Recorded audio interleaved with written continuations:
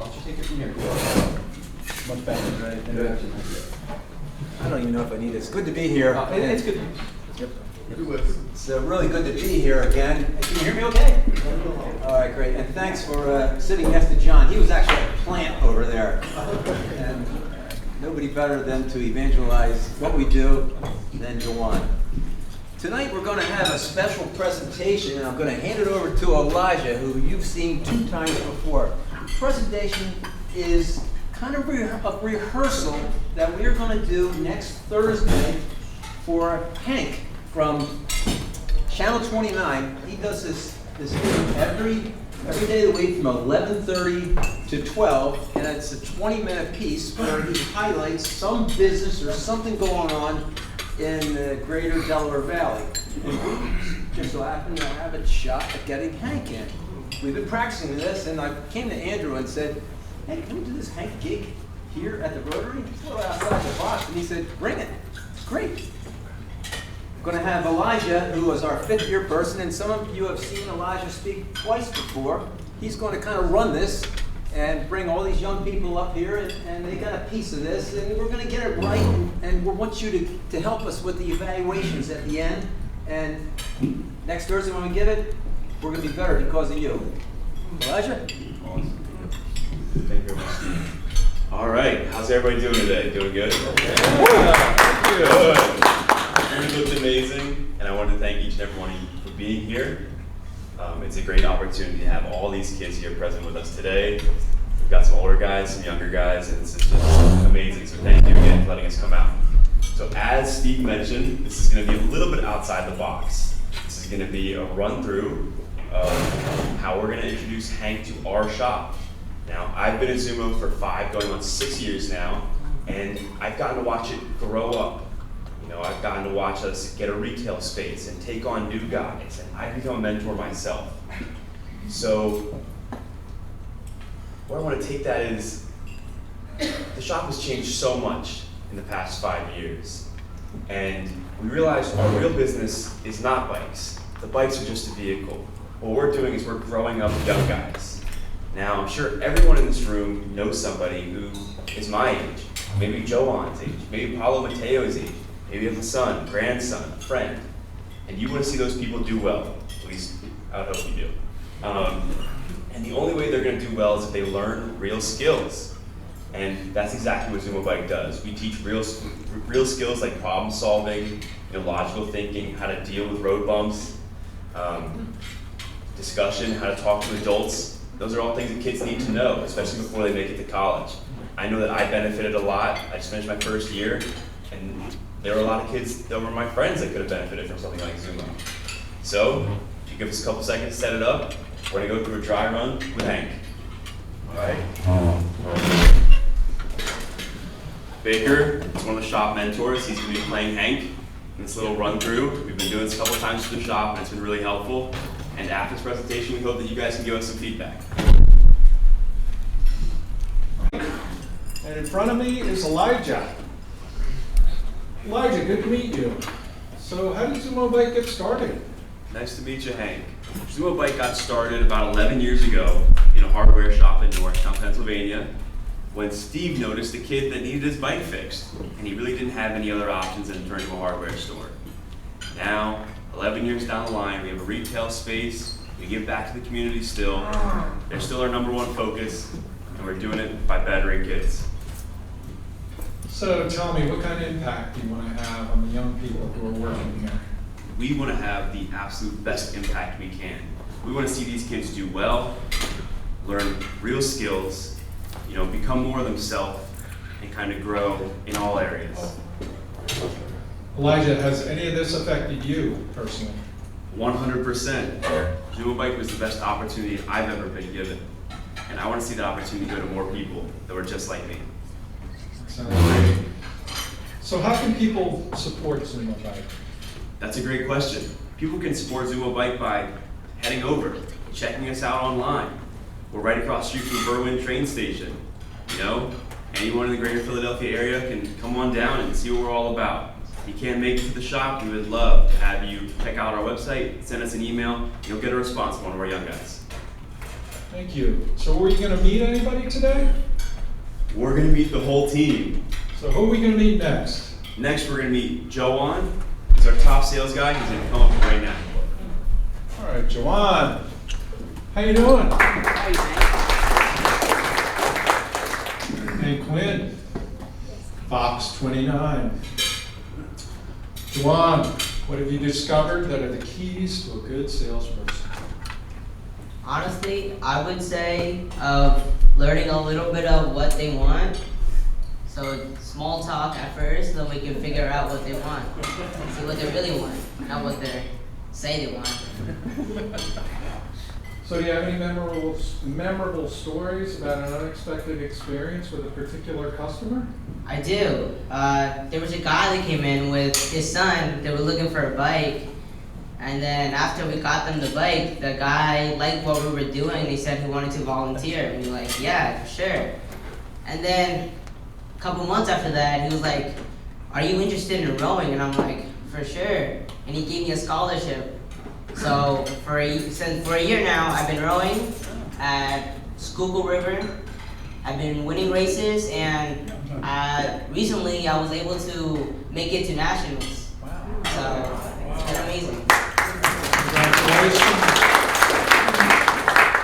Sounds like you made an unexpected connection. Oh yeah. Good to hear it. Thank you, Juwan. So Elijah, who are we going to meet next? Next up, we're gonna meet Mateo. And just to give a little more detail on the presentation, on each one of the slides, you'll see kind of the station, which each one of the people is associated with. So here is what you see when you walk in our doors. You'll see Joanne and Gil. They'll meet you, they'll ask you what you need, and that's how we're gonna keep the presentation moving. So next up, we have Mateo. Good to meet you, Mateo. Nice to meet you. How are you today? Good, how are you? All right. So, can you tell me a little bit about what's involved in restoration of a bike? When bikes come in, we have a sticker system. We put a red tag on it immediately so that we know what's the deal with it. Anything that has a red tag on it, we still have to fix up. First, what we do is do a safety check, make sure the bike's good to test ride. Then we take a look at the mechanical, fix everything up, including the shifting, the brakes, make sure it's all good to go. Then we do the detail, and after that, it's ready to go up on the rack. Nice. So what have you learned at Zuma that has nothing to do with fixing bikes?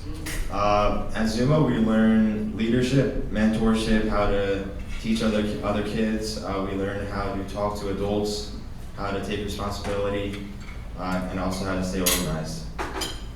And has any of that affected you personally? Do you have any stories where that might have affected you? Recently with some of the younger kids coming in, I can mentor them. If they have any questions, I can help them out with the mechanical work. Also work with customers, see what they need and what I can offer them. I appreciate that, Mateo. Thanks. Is there a secret handshake in the shop? Is that the mechanic's handshake? Yes, because our hands are greasy at times. Right. Thank you very much, Mateo. Moving on to our next area, we're gonna have a couple guys come up. First, we're gonna have Paulo, we're gonna have Gil, and we're gonna have Ben. And they're gonna cover a large chapter here, and that is our boot camp and restoration area. Welcome.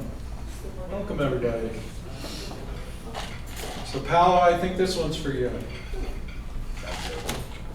When one of the younger kids gets stuck, what is important for them to know besides mechanical stuff?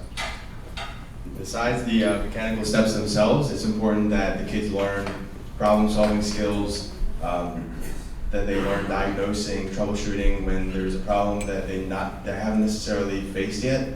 It's important to know how to go from there and use what they know to be able to advance and see if they can find the problem, and also to know how they can ask questions when necessary or when it's good for them to keep going with what the knowledge that they have already acquired themselves.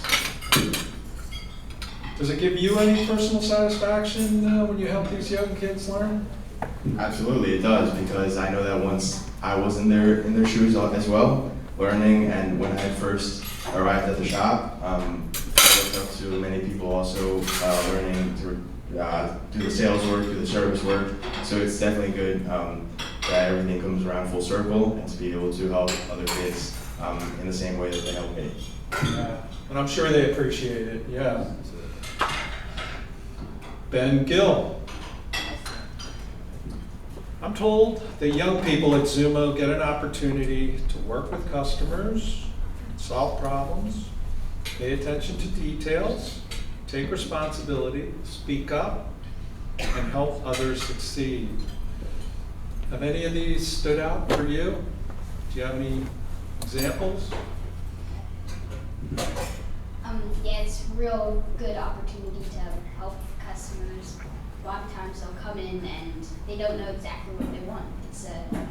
Sometimes it's harder than others to find what they're looking for. Sometimes we won't have it, but a lot of times we do. So it's a great thing to be able to find what they want. It makes me real happy to see them walk out of the store with a new license smile. It's nice.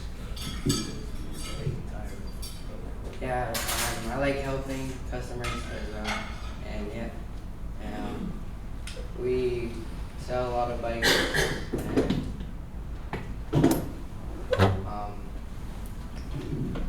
Do you have any special customer stories you can tell us? Connections you've made? absolutely we a lot of people from the community where we work from. A lot of people come down, support us, get a tune-up, and yeah, if they get a pop tire, they come to us and keep growing. And you help them out. Yeah. All right. Yeah, boot camp? Yeah. Yeah, what is boot camp? Anybody? Boot camp is a thing where Elijah, me, and some other kids we'll learn. Elijah will teach us like everything we know about bikes. The other day I learned stuff about a bottom bracket, how to take it apart, how to put it together, if it needs grease or needs new bearings, and how to replace it. So we'll just learn like everything on a bike. We'll just go through the whole bike, do the safety check, wipe it down, and find what it needs. And what's the most important step on a boot camp? The last step. Go ahead. The most important step is to test ride it. A lot of times, like say you're working with a carbon fiber bike, they're super light and also kind of delicate. So once you get like a grown man on it, it can flex a bit. So you want to make sure you can test ride it because without any pressure, it might work perfectly on the stand, but when you go on it, the limit screw has to be adjusted or something. So it's real important to test ride it and make sure everything works good under weight. And there's a safety aspect there too, right? Yeah. A lot of times you'll notice like when I stop, this headset seems to be wiggling a bit. That's something you might not necessarily feel on the stand because you don't have weight pushing it forward as it stops. So if that's loose, that could be a safety hazard. Good to know, Ben. Thank you.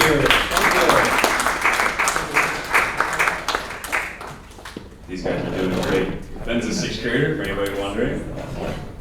All right, moving on to one of our most important aspects of the shop. We're going to call Ed up for service. Ed might not give himself enough credit here, but he's been managing our service operation flawlessly for a long time. It's a one-man army. Let's go, Ed.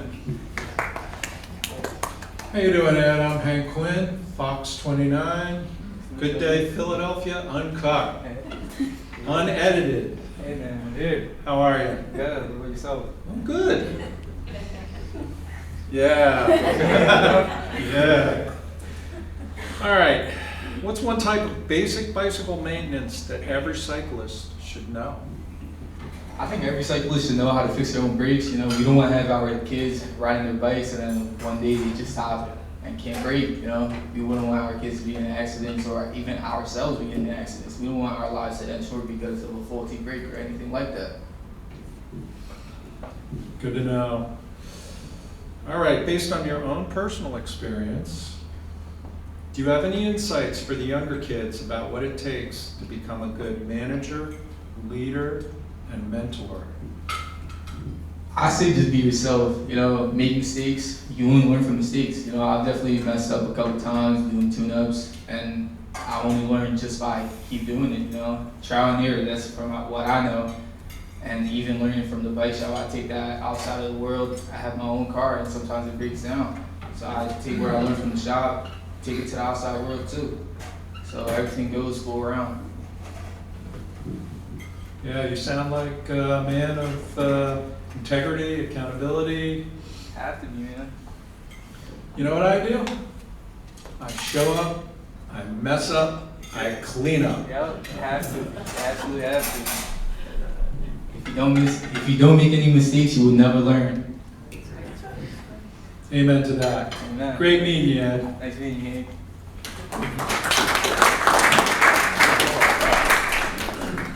Concluding the inside of our shop with service, now we're gonna move to the outside. Now, we have an amazing spot on Lancaster Avenue. We have a bunch of real estate right on the main road. We get a ton of customers in because they see exactly what we have outside. Now, for the outside area,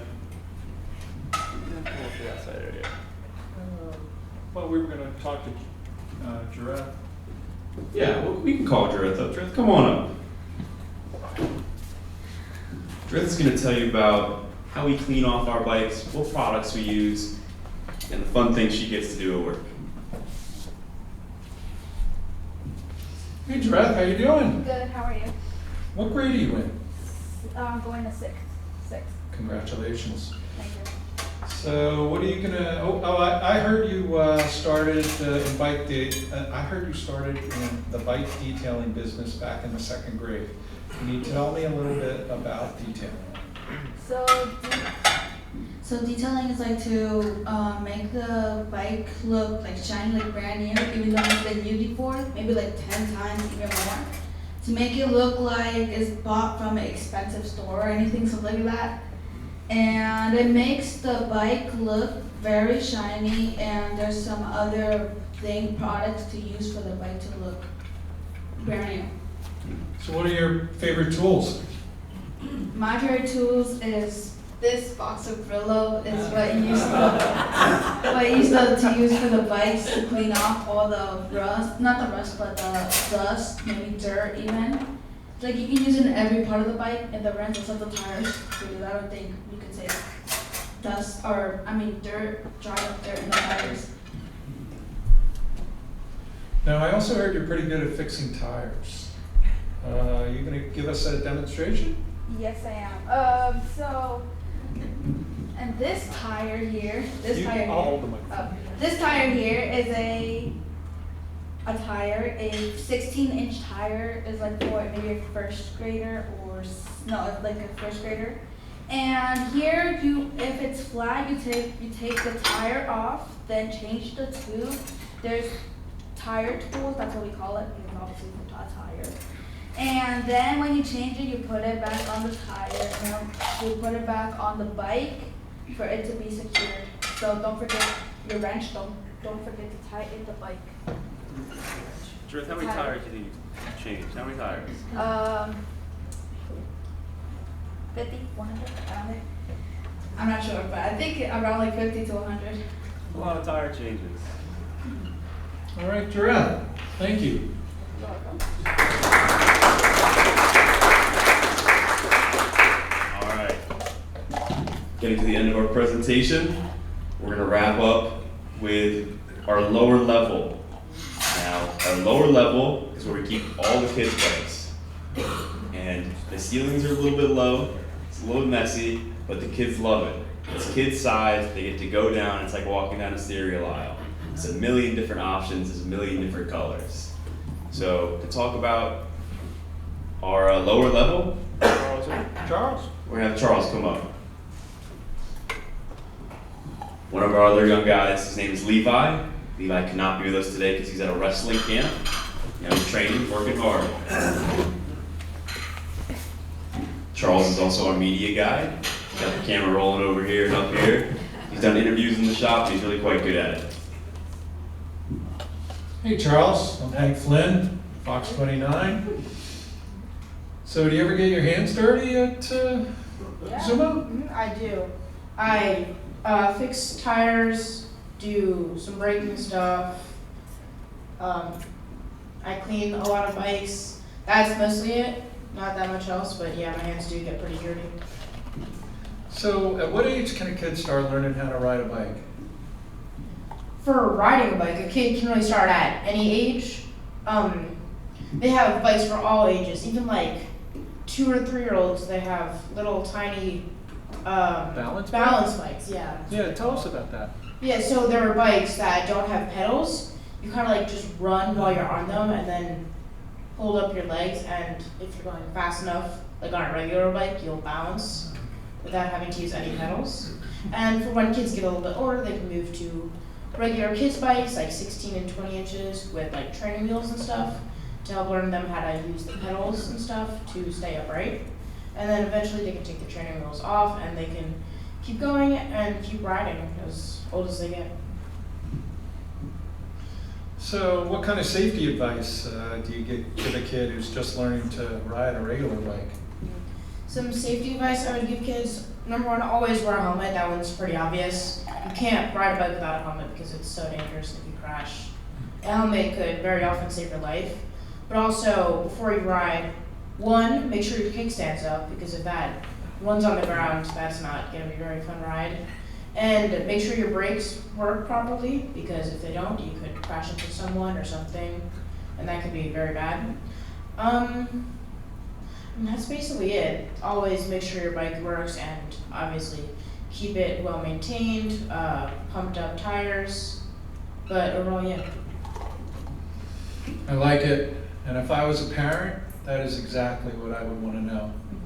Thank you, Charles. Yeah, of course.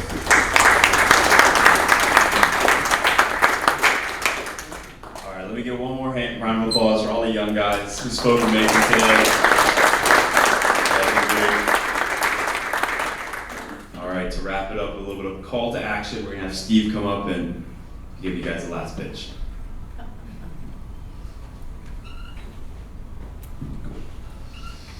Welcome, Steve. Welcome to Baker.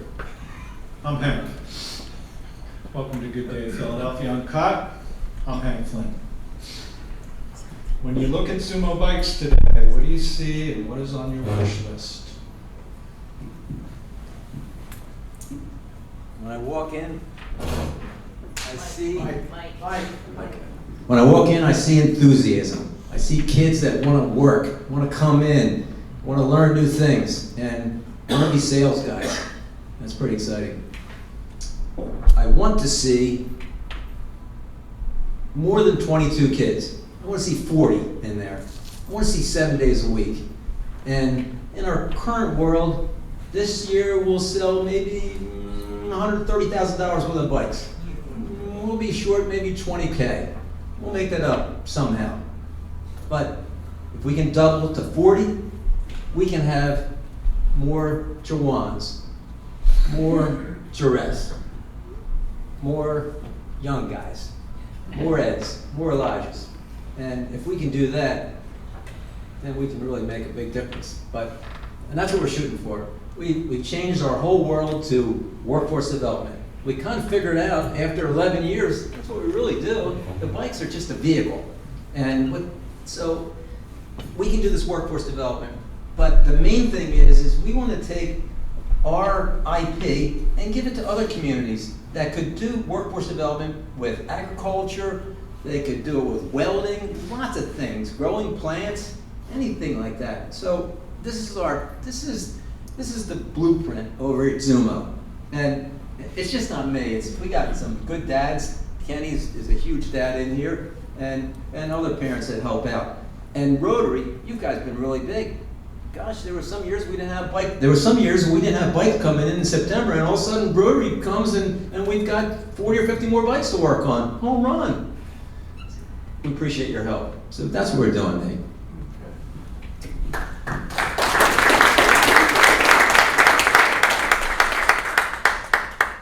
So one last question. Do you have any stories that have influenced or validated your vision of Zumo Bike?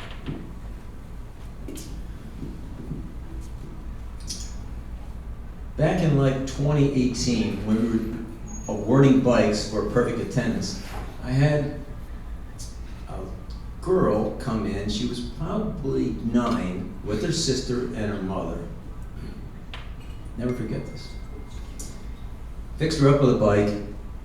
We made some adjustments on it, and it was like in July. And I said, "What are you doing today?" She says, "We're going to the beach." I said, "Where do you go to the beach?" And she was going out to the Poconos. I said, "You ever been to the beach before?" She said, "I did. I went down to Orlando, Florida for a week with my family." I said, "No kidding." She said, "I made a wish and went down there." I paused for a minute. I thought, oh my God, this kid is a Make-A-Wish kid that made it. And when I went home that night, I just said to my wife, I said, "Wow, the most amazing thing happened to me. I met a Make-A-Wish kid." And that's what that organization did, but she made it. I don't know, it's 5 or 10% of the kids make it out of Make-A-Wish.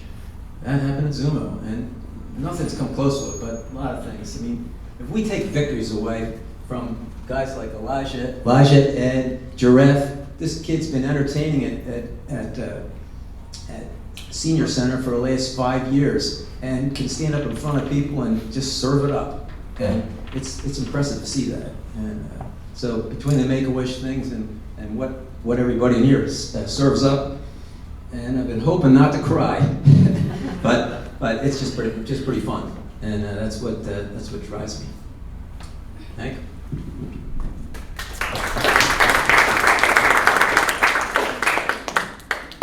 Hank Flynn, Fox 29. We're out.